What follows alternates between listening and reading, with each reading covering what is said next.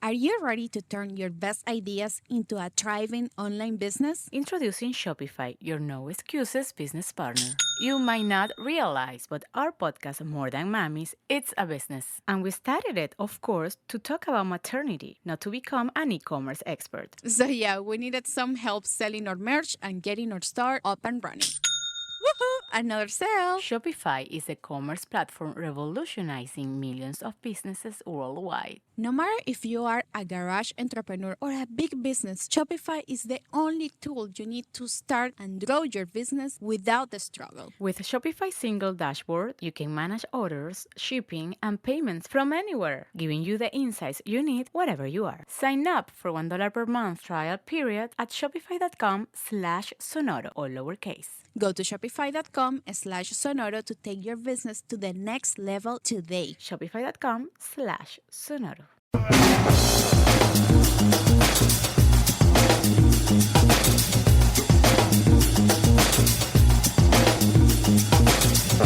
Welcome to episode 63 of the Brown and Black Podcast. My name is Jack Rico. And I'm Mike Sargent. And every week we take a look at race and pop culture through a brown and black lens.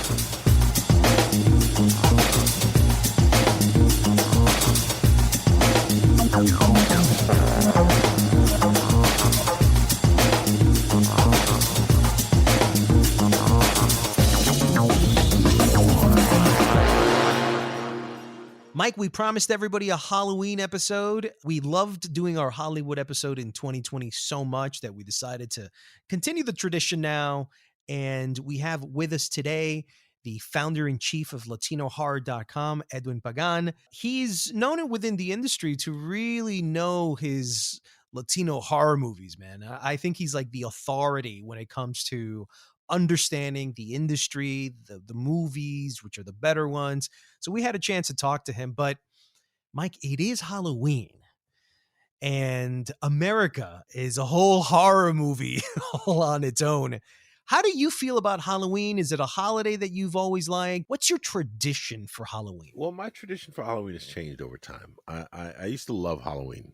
You know, I could show you photos of me at various Halloweens in my youth where, you know, I did different things. And Halloween doesn't mean that much to me anymore. You know, as an adult, it's sort of like New Year's. New Year's takes on a different meaning as you get older in terms of what you want to do. When you're younger, you want to be at a big party with a lot of strangers. When you're older, you're like, yeah, I'd rather be with somebody that I really love, you know, or somebody I really. Yeah, my father's more like, it's 7:00, New Year's Eve, I'm going to bed. I'm like, papi, pero por qué tú estás tan viejo? Why are you so old about stuff like this? Why 7? Take it at least to 11 right, exactly, and then call it a exactly. night. But damn, 7. That's funny. So, I mean, you know, I do like, or I used to like Halloween quite a bit. I don't really go out in costume anymore, but I was known to do some outrageous things on Halloween. I have an interesting Halloween past. I have Halloween stories. Yes, I do. What about you? What's your take on Halloween? Do you love Halloween? I've never seen you in a costume. Are there Jack Rico in costume pics out there? Yeah. There's an Instagram. If you go to my Instagram page, at some point in the last 10 years, I went to a Bette Midler Halloween. What, did you dress as Bette Midler? I Oh my goodness. Me looking like Bette Midler. Oh my God, that's a sight to see. I don't know. I don't think I can. But I remember I went to that party, man, and it's interesting just to see how Colombians in Colombia do Halloween. First of all, there is no Halloween in Colombia. What am I saying? But it's interesting how Latinos do their Halloweens, how they celebrate their Halloweens versus white people, how they celebrate it. I want to ask you about how black people celebrate their Halloweens, but I remember growing up around the block in Jackson Heights, brown and black people, we used to go egging. We used to buy eggs at the Korean shop, at the Korean bodega, and we used to just grab all these eggs. And it's funny because the Korean guys used to be like, you know, why you guys buying so many eggs? What are you doing with the eggs? And we would take those eggs and we would bomb cars, houses, windows. And it's usually people that we were pegging like we were like they had dissed us or something, like, you know, we weren't very happy with. And eventually the cops started to get involved, and it just got way more violent than what it should have. And that's when I was like, I got to get out of here, man. So we stopped doing that. And I didn't really celebrate Halloween outside of watching a Halloween movie. Then I found out that Halloween movies don't do well at the box office on Halloween, which is weird. Then I go to this Bette Midler and I'm like, wow, it's interesting how white people celebrate it. Dude, they celebrate it like the movies. Hello, darling. Hi. Look at my costume here. Oh, wow. Look at you. Are you dressed as a bug? That's horror. Oh, and it's just very funny. It's like being in a Woody Allen movie, or they're very American traditional Halloween. Here's the elite, the 1%, the celebrities hanging by them. We don't do any of that. So that to me was like a memorable experience. And to be honest with you, I don't celebrate at all Halloween anymore. I don't dress up. I do like to watch a Halloween movie, like a horror movie, like on Halloween. I don't mind doing it. So I think that what you're talking about is that's not just white folks. That's white folks with money. That is true. That is true. And I saw a meme recently that addressing that, saying like, hello, celebrity. We're not impressed that you bought the actual Alien Predator outfit for your party. I'm not impressed with that. Thank you. Hello. Okay. And you know, that's an interesting thing, because people who have money can spend that kind of money.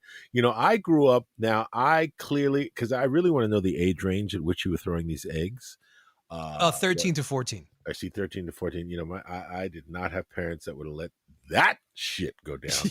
But, you know, when I was a kid, looking back at photos, I never thought about it, but my dad, who was an artist and an art teacher, eventually became principal, he used to make our costumes. And I didn't realize it until, like, you know, I got older, and I'm looking at all these and I'm like, these are homemade Halloween costumes. I was a cowboy. My sister was whatever, you know, so there are a bunch of those. So that's kind of interesting. And my dad was clearly super crafty, as they say today. But within an African-American family, well, what's Halloween for an African-American family? African-American family, in what kind of neighborhood? I grew up in a very suburban neighborhood. So for me, Halloween as a kid was going around trick-or-treating and going. Got it. So trick-or-treating was your thing. Trick-or-treating was my thing when I was a kid. I did trick-or-treating within the block, but then at some point, you know, they were kidnapping kids and shit like that. So, you know, we stopped doing that. I didn't live where they kidnap kids, thank goodness. But I lived in Queens Village. That was my area, Queens Village. And so it's interesting that we both grew up in Queens. But so I was in Queens Village, and that's right next to Long Island. And it was pretty suburban where I was. And we did that. But then by the time I became a teenager, Halloween took on a different form. And I went to the High School of Art and Design. Kids come to school dressed, full costume all day, sitting in class. There's the devil, you know, whatever it is. So, you know, hanging out with artists, you know, who and artisans, as it were, who make their own costumes is a whole other thing. So it was really about the costumes. It was really about doing something interesting. But over time, like yourself, that lost some luster. You know, as a dad, you know, Halloween became a different thing, you know, going out with my daughter and, you know, and Halloween and trick-or-treating. And, you know, when you live in the city, what do? I would go to my cousin who lived in a very nice building, and we'd trick-or-treat in her building. But I think Halloween is different depending on where you live, not just on your culture, but the class and where you live. That's my take on it in terms of kid to teenagehood. Because the egging thing, dude, I can't even imagine having gone out and gone egging. Oh, it was crazy. But then, you know, the cops really gave it that seriousness that this isn't just a game anymore. This isn't play. This isn't fun anymore. This is serious. We can go to jail because of this. So that's when we stopped. But, you know, before we go to the Edwin Pagan interview, I wanted to ask you about what's happening with South Korean horror film. You know, Parasite is a horror film, and so is Squid Games. And these horror stories that are coming from that America's having such a passionate love affair with. Mike, what is the future of diversity and horrors in Hollywood? Because anybody outside of Hollywood can make it, but everybody seems to be like, if it's done in Hollywood, then it's the de facto default standard. This is how it should be presented through Hollywood. How deep into the diversity hole are we getting into in 5 to 10 years? Well, that's a good question. I tend to believe now. You're preaching. You're asking this of someone who's somewhat biased, and I believe science fiction and horror. If you look at, and I was having this conversation with somebody about the top, 10, 20 films, most money making of all time. They're all, science fiction, fantasy, cartoons. They're all escapist. That was me, films. Mike. That was you. All right. Well, all right. That was you. Was that you? Okay. Now, that was last episode. All right. Last episode. But guess what? After we finished that episode, I kept looking at the list. It's not just the top 10. It's not just the top 20. It's not the top 50. It's the top 100 films of all time. Are all science fiction, fantasy, horror. Top 100 films on the planet. Now we're at a point where this is not about markets. This is about human beings. What kind of stories are human beings gravitating towards? What kind of stories do we love to hear? Do we love to see? Do we like, what do we look for when we hear stories? Are we looking for morality tales?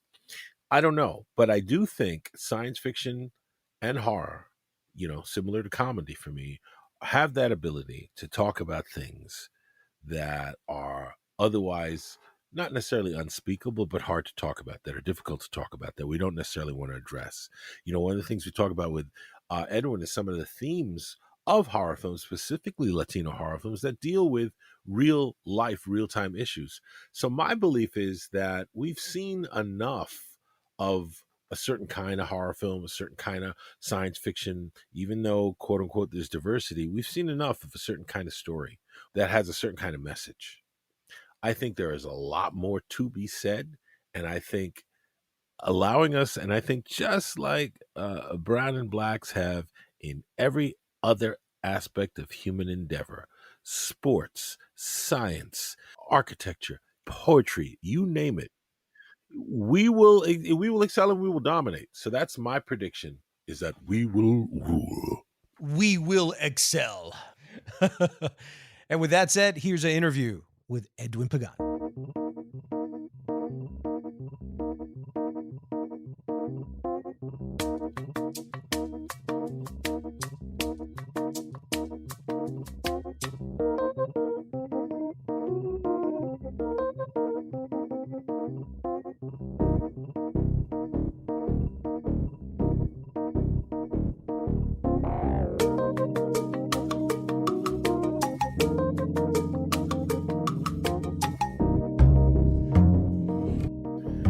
All right, so we are here with a very special guest for Halloween. We're here with Edwin Pagan, who is the founder-in-chief of Latin Horror. Edwin, welcome to Brown and Black. Thank you for having me, Mike and Jack. I'm honored to be part of the cast. Well, you're part of the cast, part of the conversation. Well, That's right. we did a Halloween show last year. It was very popular. And one of the topics we wanted to talk about this year is not just horror, it's scary time, it's Halloween, but horror is really, in my opinion, in a renaissance right now. This is some of the best horror movies have come out in the last 10 years. But more importantly, there's been a rise in Latino horror, in Black horror. And so just first, tell me a little bit about your website. What is Latin horror? What is LatinHorror.com? Yeah, well, LatinHorror.com is a space for Latin horror that basically love horror, but specifically films made by Latinos from around the globe who sort of venture in the genre of horror. And specifically, I would say, because a lot of people ask me to kind of break it down, I'll use a kind of a description that Guillermo del Toro sort of threw out a handful of years ago, where he said that the comparison to American horror, other horror, is that Latin horror attempts to destroy the mind and the soul. So it's about the suspense, it's about character development, and general American horror is more about the physical destroying the physical, right? Slasher films and everything. I would categorize a Latin horror film if it's written by, directed, produced, and including cast. There's a lot of films that have come out that some people would say they're Latin horror, but they're not, because they're not produced by Latinos. They may have a cast member in it, but they aren't sort of the power base of how the movie was made was not with Latinos. And it also has to be grounded in our culture, right? For it to be really within that trope. Edwin, for us recently, a Nielsen report came out saying, I think it was just like 2 days ago, where there was this Hollywood diversity report that talked about how Latinos love horror movies probably more than any other demographic within the United States. And this is something that we've all kind of known, but it's great to always see stats that confirm that. Not only are we the number one movie-going demographic, but we also love horrors. And every horror movie that seems to come out anytime in Hollywood, we seem to over-index on that. That's correct. Why do you think in particular that Latinx, the Hispanic community, why do we love horror films so much? It's scary as hell. Do we have like a death wish that we love pain and we love to cry? We love to be, what is it? Because it's, to a certain extent, no one seems to match us when it comes to our likes for horror That films. is correct. That's a damn good question. I really want to know your answer, Edwin. Well, here are a few things. And this is, I mean, this report just came out. I did see it, but I just had this conversation with Bloom from Bloomhouse a couple of weeks ago, because I interviewed him. He produced a film, Halloween Kills, and through the indexing of his own, back end with Netflix, and he said the same thing. The Hispanic films that were sort of being put out by Bloomhouse, Jason Blum said, are doing very well. And I had asked him why it was that he had sort of taken the risk of sort of like starting to put out films, particularly for TV, the TV end of their brand. And he said it makes perfect sense because of that very fact, right? And I think we love horror films, particularly because I think it has a lot to do with our religion, our religious base.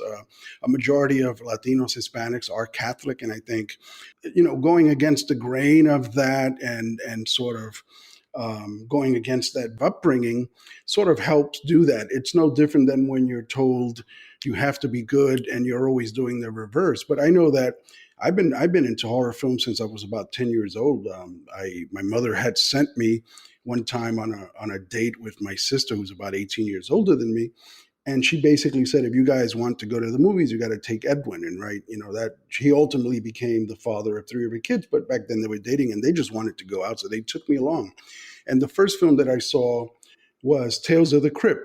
It was the British version with Joan Collins. And I remember just being sort of taken entirely into the film.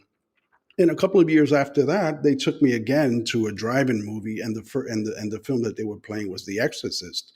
And I was completely drawn into it. But I think, to answer your question, I think it has a lot to do with the way we're brought up, with our folkloric traditions and wives' tales that sort of are embedded in our culture, like El Cuco, La Llorona, all of those folk tales that are more sort of cautionary tales for young kids. It's really a way to keep us in line. But when they tell you El Cuco is going to get you, which I remember my mother telling me as a child, they don't tell you what El Cuco looks like, right? They leave it up to your own imagination. And so you fill in the blanks. So all of a sudden, El Cuco, which is really a boogeyman, become whatever you're the most afraid of. You fill in the blanks. You develop the sort of aesthetics for this unknown creature, right? And so that goes in there. And it's also a lot in our literature. And I would say that the other sort of cultural genre that's in sync with ours is Japanese horror. And the reason for that is that the same way that in their culture, if you look at Japanese horror films, there'll be a ghost or there'll be some sub creature. We never negate that it exists, right? There isn't like in American films, the bodies are hitting the floor and everybody's still pretending there's nothing to see here. Everything's fine. Let's go to the cabin and have some more sex. And either Japanese or Latin horror film, we from frame one believe that something's out there. We want to know what it is, why it's after us, why it's messing with us.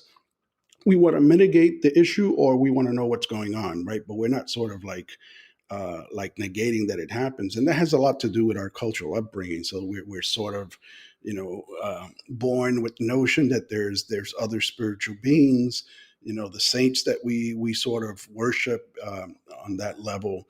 So we always believe that there's more out there than just some sort of like physical being that's coming to get you. We think that there's also another dimension of spirits and demons and devils. And fear is actually it's a good emotion, right? We all have the fight or flight impulse embedded in us, right, from like millennia of evolution. But we like to experience that, even if it's for 90 minutes or 120 minutes. We like to experience that in a dark cinema with our best friends and just strangers, all sort of coming together, experience the same sort of thrills and chills at the very same time. To me, and I love your answer about why Latinos, like you said, over-index for horror films, because what you're really saying, or what I hear you saying, is that horror films, our taste in horror films, our predilection of horror films has to do with, what we're afraid of.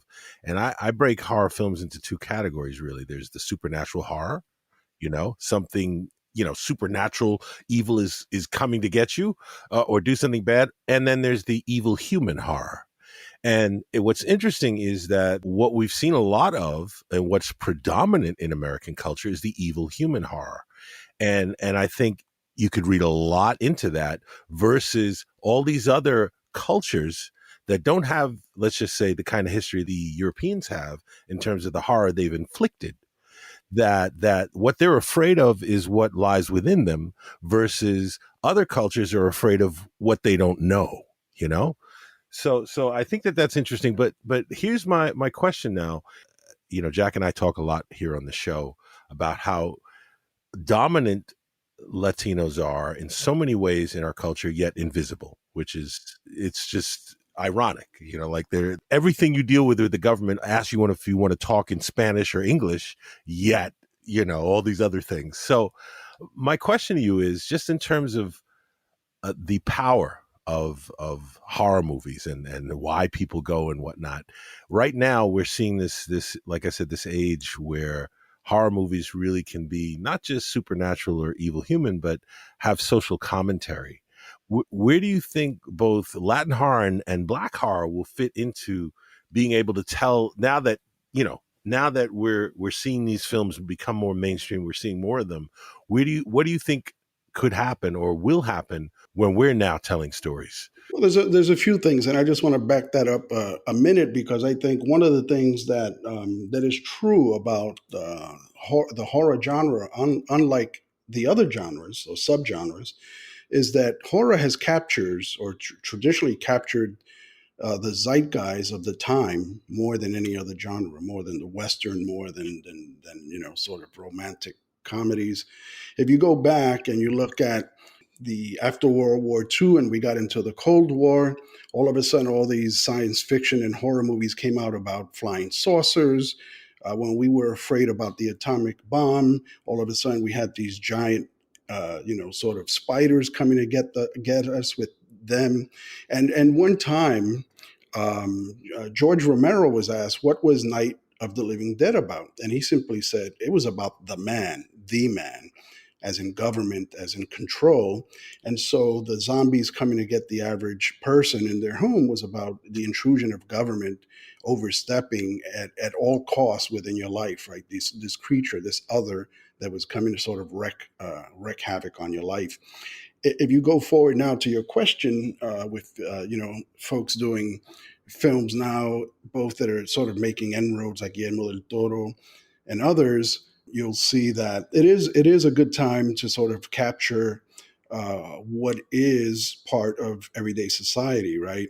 And that's not something by coincidence. I think people have made very intentional roads, and I think it goes back to the base of what they say. What like when you're writing as a screenwriter or even as a writer, they say write about what you know, and I think our realities end up coming to the fore in a lot of movies that we do. So you'll see that in urban films, you'll see that in documentaries, right? If you're sort of from the West Coast and you're Chicano or Mexican, a lot of documentaries about crossing the border, immigration, etc. But in our reality, they're about what happens around us, about being abused, about sort of being you see Us and you see those films, they sort of give that message about what we've gone through in American society and how we're sort of like below ground to some degree.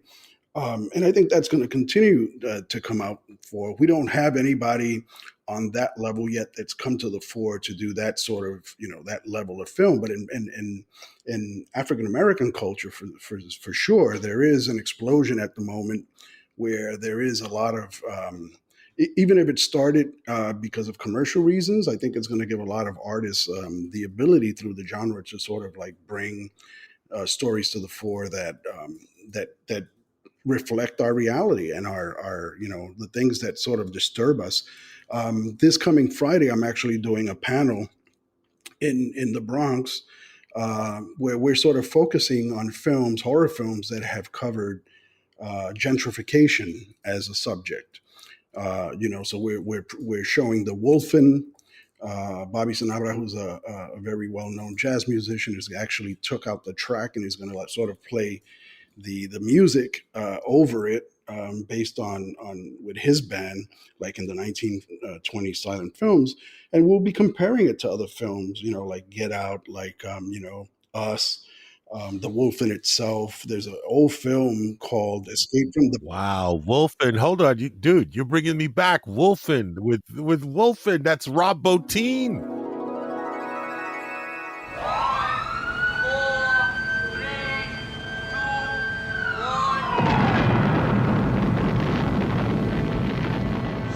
Orion Pictures presents Wolfen. For centuries, they have been hiding in the rubble of your cities. The concealed threat. The invisible terror. Chris! You scared me. They can sense the rhythm of your blood. Hear clouds pass overhead. See where you are blind. A force so deadly, it will tear the scream from your throat. Wherever you are, they are. Somewhere in the world, every other day, a corporate executive is assassinated. Team her up with Wilson. There's not a trace, not a speck of metal. Nothing softer could have ripped and ravaged like this. Is it an animal? Well, it ain't human. Do you realize how many people disappeared without a trace? Something out there might be eating people. Did you hear that? Yeah, get out of there! What do you think it was? You were being lured. We were being separated. By what? The carnivore. You got yourself some kind of meat eater. What is it? It's Wolfen. They're only animals. They might be gods. In their eyes, you are the savage.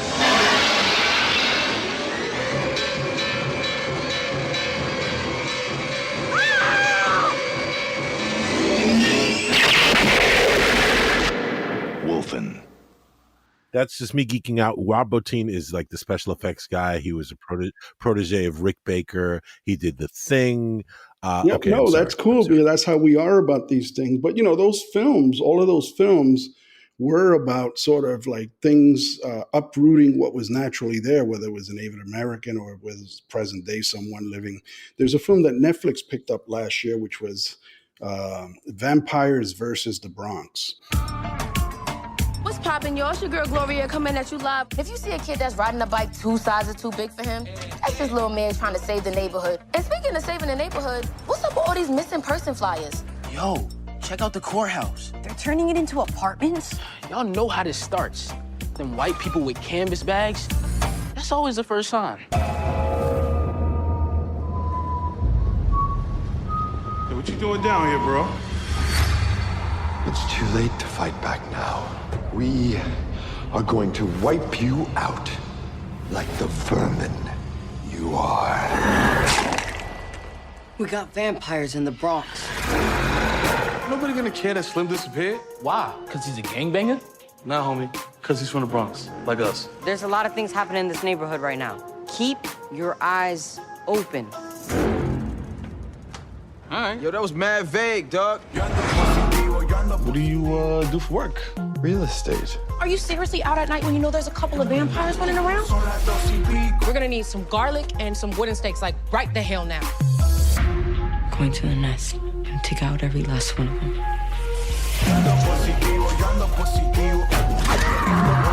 One night with you guys and I already have vampires and thugs trying to kill me. Vampire! Go!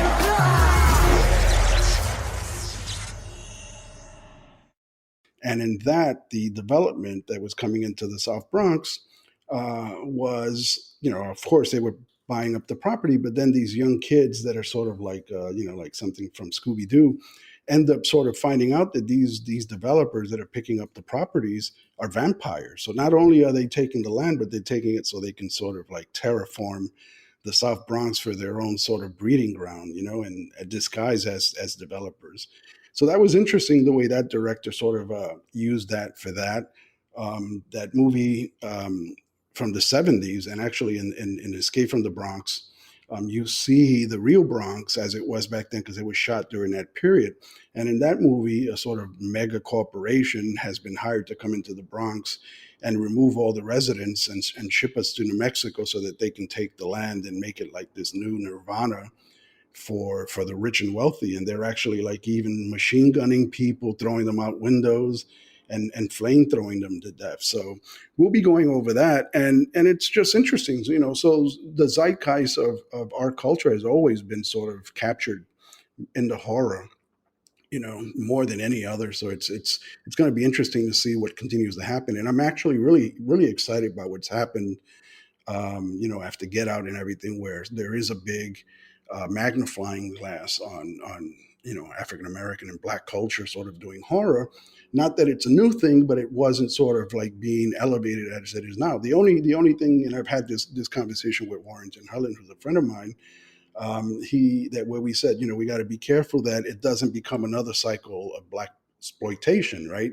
Because since there's business to be had, who is going to be coming in to do these films? Jordan Peele has it right that he's producing his own content and actually then even going further and allowing other people to get in, right? Because that's the thing. Do we when we get to the top, do we just sit there or do we bring other people in? And he did that already with Nia DaCosta, who did Candyman, and that's a film that goes back and has a deep roots in gentrification. When you go back to the first film, it was about that. And in the one that she just directed, her spin on it, it's specifically about gentrification, right? It's about properties that have now been built, these mega sort of wealthy towers, and what used to be, the projects there, Cabrini Green, and so, already we're seeing our stories being told through the current lens of what we are sort of undergoing. So I think it's only gonna, it's only the tip of the iceberg at this point. I'm just waiting for the Latino counterpart to a Jordan Peele that could do the same. I mean, I hope to be that person at some point, but I think there are a lot of us out here that are sort of sharpening the pendles to do that. Edwin, so what we can say is that once we've proven that our horror stories could be on Hollywood, they'll win the Oscar. And I think we could see this with Coco from Pixar. That was all Dia de los Muertos. And so they managed to capture sort of a romantic horror, Mexican horror culture that ended up winning an Oscar. And then when you look at Pan's Labyrinth, the Guillermo del Toro and Alejandro Amenabar, and you just see that the real masters of horror filmmaking are Latino. They're Spanish-speaking directors. But we really don't have like a Latinx director that does horror movies, sort of as to what you were saying, like that Latinx counterpart. It might, Edwin Pagan might be the next guy who does that. But why is it, with that said, why is it that we like a story like the Chupacabra? Why isn't that a major studio, even Blumhouse, who's heard the Chupacabra for 100 years?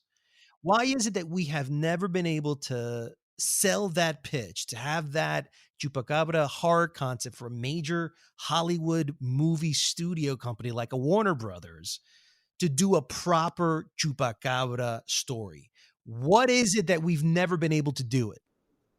Hold on a sec, Jack. I love your questions. I've just got to say, I love this question. No, that's a great question, and the base of it is that we haven't cracked the market. We do over index in sort of buying tickets, but I think what happens is overall, I mean, our buying power in the United States is massive, but we have yet to spend it on our own product, if that makes sense. I'll give you a perfect example. I grew up in the South Bronx, and I was together with my African American brothers, elbow to elbow, every day. That's it, period. I would say 80 in my teenage years, 80% of my girlfriends during that time were African American, right? Like, we didn't make a distinction in the neighborhood. And I would go and watch all, let's say, Warrington's films, right? The hip hop movies that they did with Kid and Play.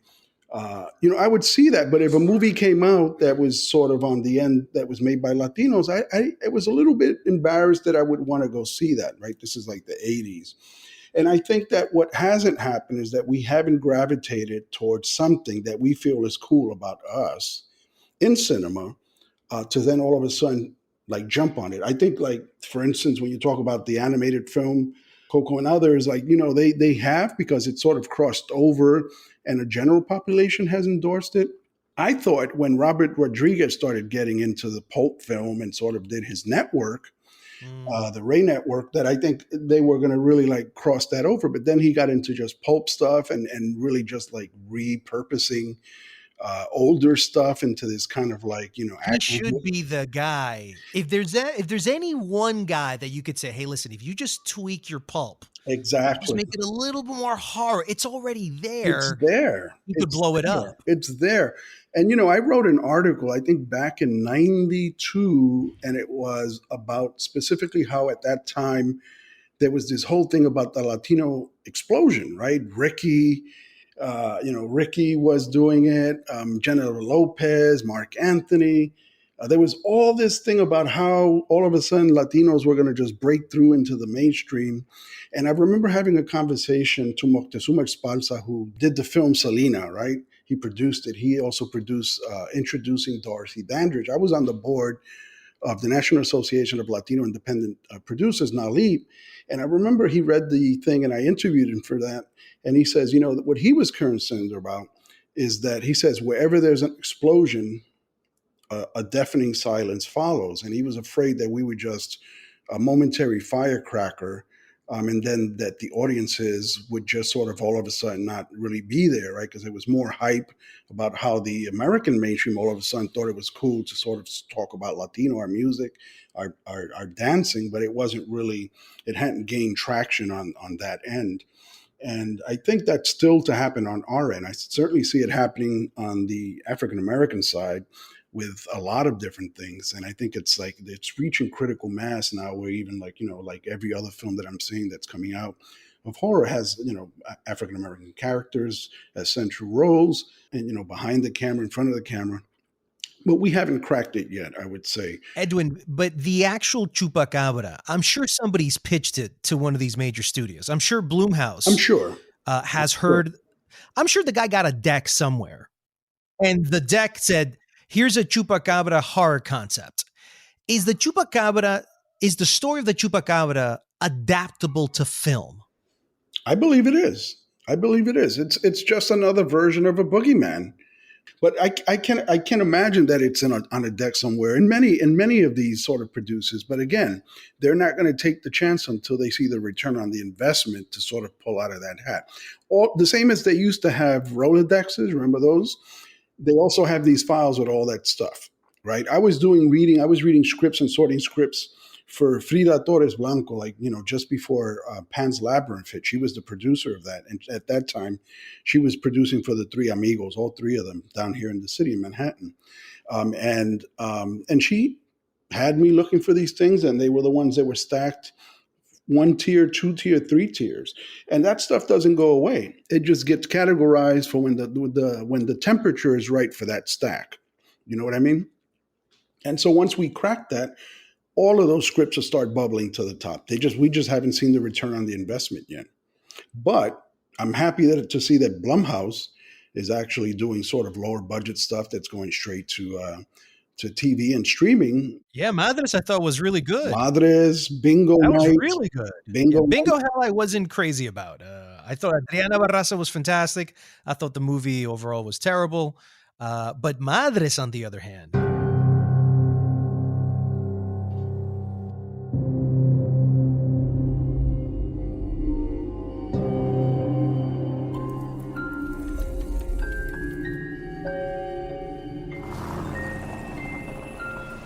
We're home.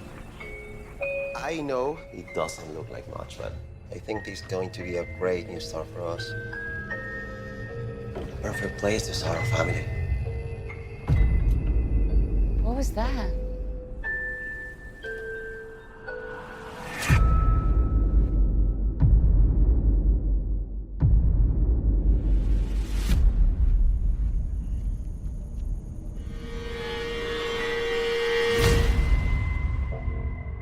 Can't believe you left LA. It all worked out. The baby comes in a couple of months. You're first? Yes. How are you feeling? I got you this. It's very important for new mothers to be protected. Did you know the woman who lived here before us?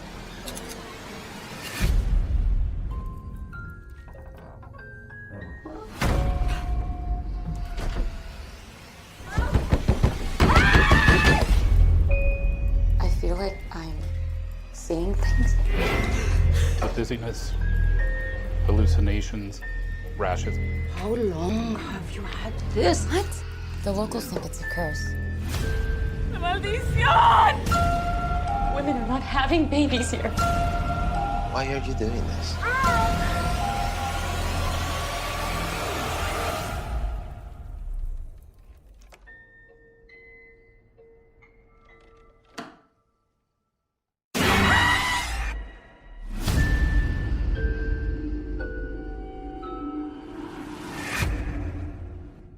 Wow, what a nice surprise little gem of a film. I really wasn't expecting it to be that good, and I would think out of the series it's one of the top surprises, sleeper hits that he has. Yeah, welcome to the Broomhouse series that they're doing. But I think it's there. I think it's just a matter of it sort of someone tripping it. I mean, look what was happening on the African American side. No one really was talking about horror until Get Out cracked. And all of a sudden now it's the big thing, to sort of kind of replicate that to some degree. So all we need is one solid hit where we gravitate to it and mainstream gravitates to it. And all of a sudden you'll see it sort of blowing out the box. Well, I agree with you 100%. And I think, like any other industry, Hollywood follows the money. Warrington and his brother created a genre. All of a sudden they realized, a silly black comedy can make a lot of money. All of a sudden it became a genre. We had Friday and we had this and we had all these other films. So I do think you're right that it will take one film that, and that's the other interesting thing about what you're saying, that zeitgeist thing, the whole idea of one of the obstacles I think Latino horror has, and this again, there's a lot of irony to me about the Latinos' position, and I come from that science fiction perspective, what are the humans doing now? So the Latino perspective now, all of this power, all of this, all these things ways in which they're unified, language, culture, food, this, that, and the other thing, but they're not a monolith. So, what is it that would be unifying about Latino culture, whether it's in horror, sci-fi, mainstream, that would start to make people go, oh, hey, it's cool to be, just like, black folks luckily have had a number of things that made us cool, whether we were respected or not. I'm just curious to you now, with all that's happening with horror, and you mentioned the idea that it could become this, like what happened with black films, blaxploitation. It could become incredibly exploitive. What's your perspective now? What do you think could unify horror, sci-fi? Because To me, they're very different, but they are very connected. It's a thin line between both of them because I grew up both loving horror and sci-fi. I think what's going to happen is like what we saw in Madres, for instance. When you tell a story that's universal, right, and always when people tell you to pitch a story, make sure it's universal. But if you sort of tell a story that's engaging, like I saw a lot of people sort of support the film, right, and very proud about it, sharing it, etc. And I think that's what we need. I think that what happened for a number of years in the 90s and 80s, there were films out there that had us in on the screen, but we were just caricatures, right? We were like the guy that would die in the first scene.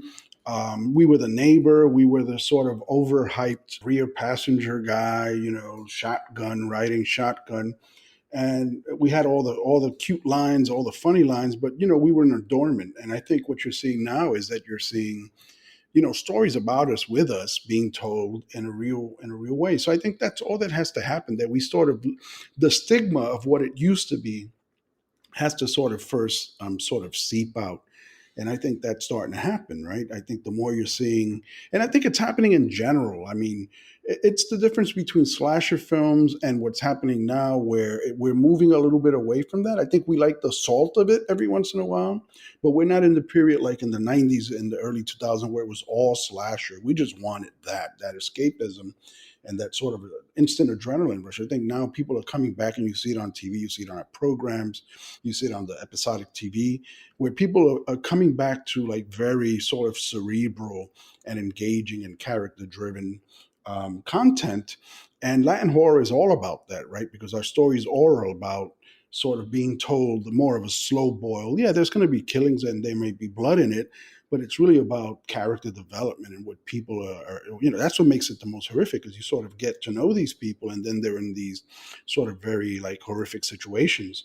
And as the taste pivots back the other way now for more cerebral content, Latin horror is right in there because our stories are about that, And a lot of the stuff that's happening down in Argentina and in Spain and in Brazil, you're starting to see all this horror come out that's really deep with character development and stories that are told with really smart dialogue. It isn't just, what's the famous line? Hey, what's the worst that could happen? That's right. And so I think we've gotten past that, and we can insinuate that, but we can do that in a more clever way. And I think the audiences are demanding more sort of intelligent content for their money. So I think that's gonna bode well in our favor. And there's a thing that I forgot to mention earlier when you said the whole thing about us over-indexing. The discussion that I had with Jason Blum, and I've seen this before, not just now but before, is that women out of that indexing, believe it or not, women are the higher percentage among. Listen, I have never met a Latina that does not love horror films. I don't know if that's a cliche, but I've never met one. So, and that's not the first time I'm hearing that, because when we did a promotion back in the day, and I think in 2005, it was the Exorcism of Emily Rose, and that's the first time after that film came out, and it did really, really well in theaters for a little low budget, film, kind of independently produced. And even back then they were saying that, it was like 52% Hispanic. And then out of that, the majority was women, so it's a slow boil. It's kind of, you think, like geological terms, it's still just bubbling, but we're going to get there. And then to leave it on a light note, Edwin, when will we see Guillermo del Toro and Jordan Peele collaborate on what could be an earth-shattering horror film? Latinos, blacks in one single movie. That's right. From your lips to God's ears, because I've been talking about that quite a bit, how I would love to do that. And it's only going to be a matter of time. Come on, everybody's collaborating. Yeah, can you imagine? These guys? Bro, I just don't know how that hasn't happened already. It will. But remember, Jordan Peele is a kind of in the spectrum of stuff, even though he's been around a lot with his sort of slapstick humor and the sketch comedy. He is relatively new to the horror, even though he's hit the scene big. I think it's only a matter of time before they look toward each other and say, we should do something. Yeah, and Mike has to do the trailer. All right, Mike. All right, let's set up the mics. All right, here's the horror film. Introduce the trailer for Guillermo del Toro and Jordan Peele. Go for it. Guillermo del Toro and Jordan Peele produce the scariest film you've ever seen. I'd buy that ticket. I'd buy right that now. ticket. I'm in. I'm totally in. Yeah. From writer-director Edwin Pagan. That's all she wrote. Yes. All of your nightmares begin here. Yes. As Pharaoh said, so let it be written, so let it be done. So let it be done. Edwin, thank you so much for being on the Brown and Black podcast. Last question, Edwin. Yes. What's your favorite horror film of all time? The Exorcist. That's an easy one. The that's Exorcist. an easy one, man. Okay, all right. It's evergreen too. I can watch that tonight, and I'm right back to when I was 10 years old watching it, my brother. Oh, okay, all right. What about you, Jack? What's your favorite horror White Supremacy is by far the biggest horror film. The ongoing horror It's the film. ongoing white supremacy. White supremacy. In the neighborhood we near you. It's right. You guys are awesome. All right, man. Thank you. Thank you, man. All right, Edwin, thank you so much, man. Much appreciated. Thanks for having me on, Mike. Always, Jack. Pleasure. That's it for this 63rd episode of Brown and Black. We'd like to thank Edwin Pagan for being on the show. And if you'd like to support this podcast, please subscribe and leave a review. Your help will allow us to be heard by many more people. This episode was edited by Joshua Tirado. You can follow our comments and opinions on @BrownBlack Podcast on Twitter, Instagram, Facebook, and YouTube. We'll see you on the next episode of Brown and Black.